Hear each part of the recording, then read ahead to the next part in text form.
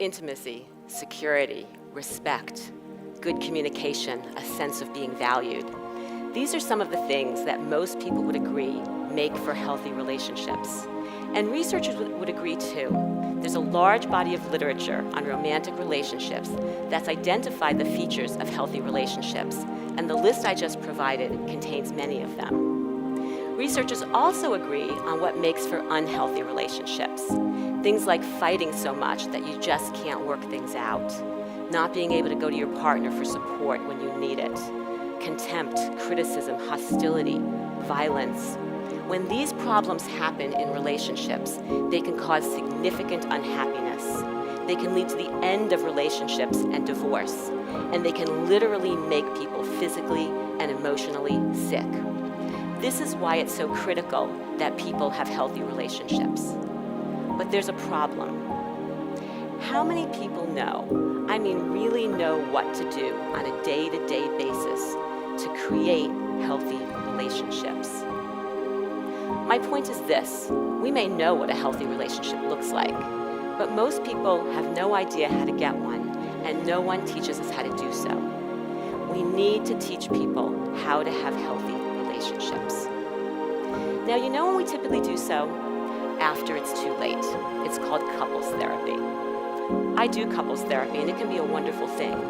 But many people come to couples therapy with so many ingrained problems and patterns that they just can't change. It's too late. You know when else we try to teach people how to have healthy relationships? Right before they get married. It's called premarital education. And this is a good idea. Teach people how to have a good relationship while they're still happy, presumably. And it can work, but in my opinion, it's still too late. Why? Because people have already selected the person they want to commit their life to. What if they've selected poorly? No amount of premarital education can make up for a bad partner choice. So the ways that we've tried to teach people how to have healthy relationships have been limited because they fail to address three important things. Genuinely knowing what you want and need in a partner in a relationship, selecting the right person, and developing and using skills right from the beginning. And I don't mean the beginning of any particular relationship. I mean the beginning, like as soon as possible. We need to teach people, especially young people, how to have healthy relationships. Now, towards this end, my colleagues and I have developed a skills-based model of relationship functioning that we believe can help people create the things that lead to healthy relationships and reduce the behaviors that lead to unhealthy ones. We've identified three skills: insight, mutuality, and emotion regulation, that form the basis for what we call romantic competence. Romantic competence is the ability to function adaptively across all areas or all aspects of the relationship process, from figuring out what you need, to finding the right person, to building a healthy relationship, and to getting out of relationships that are unhealthy. I'll tell you more about the skills in a minute, but first let me say, we didn't just make this up out of the blue. We identified the skills based on a thorough review of theory and research. And the skills really represent the commonalities across the major theories and research findings on healthy relationships. And because they represent the commonalities, we think they really can help people with all the different parts of the relationship process and with all different people, whether people are in a relationship or not. So let me tell you about the skills. The first one is insight. Insight is about awareness and understanding and learning. So with insight, you'll have a better idea of who you are, what you need, what you want, why you do the things you do. So let's say you're being really snappy to your partner. With insight, you might notice or realize that it's not that your partner's doing anything, it's actually that you're really stressed out at work, and what you really need is to relax a little bit so it doesn't bleed out over into your relationship. Insight will also let you know your partner better. Let's say your partner shows up late for a date. With insight, you'll know why. For example, maybe your partner's late for everything. It's nothing about you, it's nothing about the relationship. That's just who your partner is. With insight, you'll be able to anticipate the positive and negative consequences of your behavior. For example, you'll know that if you send that nasty text, it's not going to go well. Maybe you better make a phone call instead. With insight, you'll be able to learn from your mistakes in ways that allow you to behave differently in the future. So maybe you'll recognize that you're the kind of person who tends to jump in really quickly. You get wrapped up in the romance of things, and then things don't go well. So you might be able to say, well, you know what, the next time, I'm just going to take things a little more slowly and not repeat the same mistake. And with insight, you'll have a better understanding about what's really right for you in a relationship. Maybe you're the kind of person who really needs a monogamous relationship. You're not okay with your partner seeing other people. Or maybe you'll realize it's just the opposite, that you're not ready to settle down and you need a partner who's okay with that. So that's insight. The second skill is mutuality. Mutuality is about knowing that both people have needs and that both sets of needs matter. With mutuality, you'll be able to convey your own needs in a clear, direct fashion that increases the likelihood that you'll get them met. So let's say you have to go to a really stressful family event and you'd like your partner to be there with you. You might say directly, this is going to be stressful for me. I'd really love for you to be there. You'll be a good buffer for me. Is there any way you can clear your schedule to come with me? With mutuality, you'll be willing to meet your partner's needs as well. Let's say you know that your partner really likes to go to the gym first thing in the morning. It makes your partner feel better the rest of the day. Mutuality will let you be willing to support your partner in this, even though you'd really rather have your partner stay home and in bed with you. And mutuality also lets you factor both people's needs into decisions that you make about your relationship. So let's say you get a great job offer that you'd like to take, but you know it means you're going to have to work more, and you know how important it is for both you and your partner to spend time together. With a mutual approach, you might say, I'd really like to take this job. It's really important to me, but I also am concerned about us spending time together. If I promise to protect some time for us, will you be okay with me taking this job? That's a mutual approach to relationships. The third skill is emotion regulation. And emotion regulation is about regulating your feelings in response to things that happen in your relationship.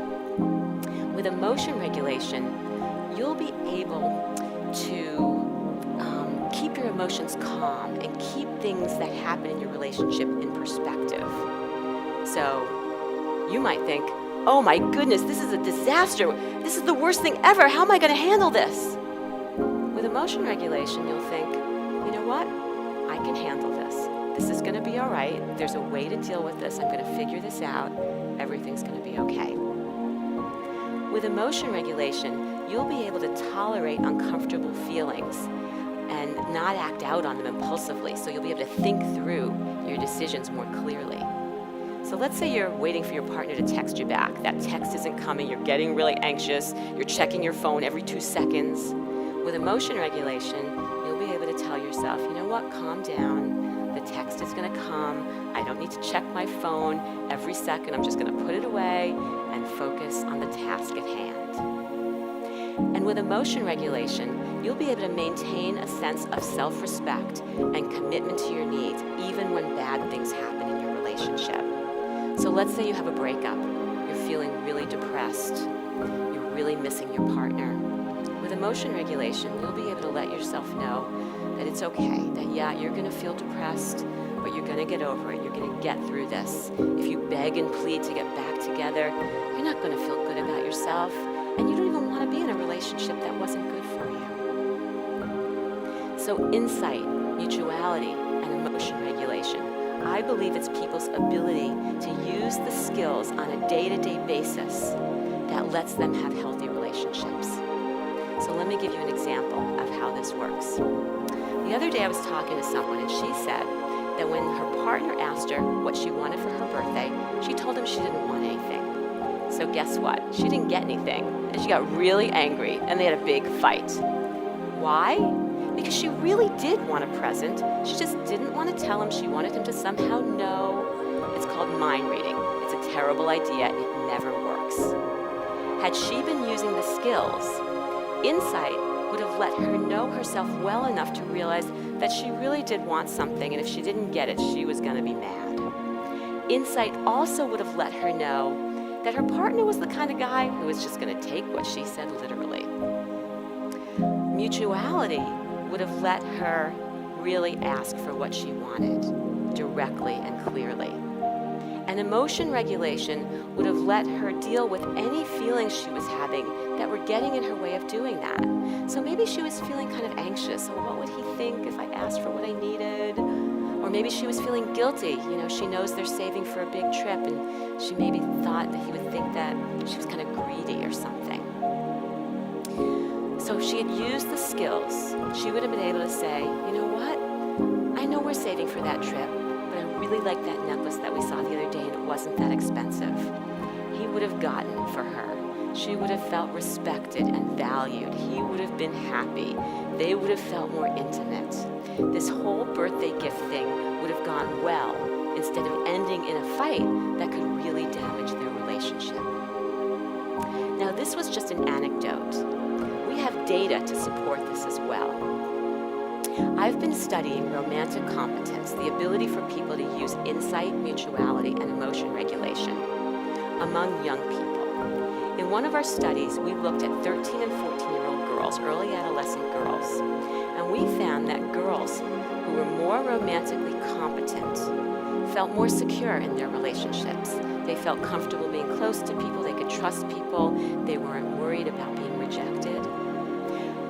Girls who were more romantically competent reported fewer depressive symptoms. They had better mental health. They also were more positive about their expectations about marriage in the future. They were more optimistic that it could go well. Girls with greater romantic competence were engaging in more typical romantic activities for their age, things that were normative, like dating and flirting and affectionate behaviors like hugging and kissing.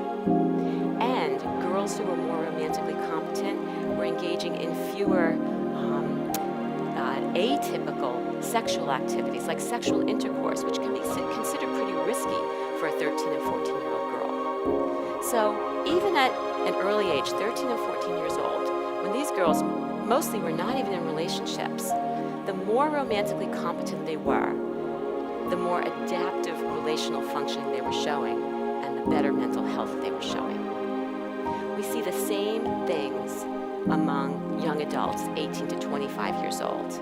More romantically competent men and women feel more secure in relationships. They also report making better decisions. They can see the warning signs when things aren't going well and make conscious decisions with confidence. They're also better at seeking and providing support to their partners. So they're more willing to ask for what they need and use what their partners give them. And they're better at providing helpful support when needed. And this isn't just what they told us. We actually observed them doing this in our laboratory when we asked them to talk with one another about a personal problem. Young people who were more romantically competent also were more satisfied in their relationships. They were happier. And again, they reported fewer depressive symptoms and also fewer anxiety symptoms.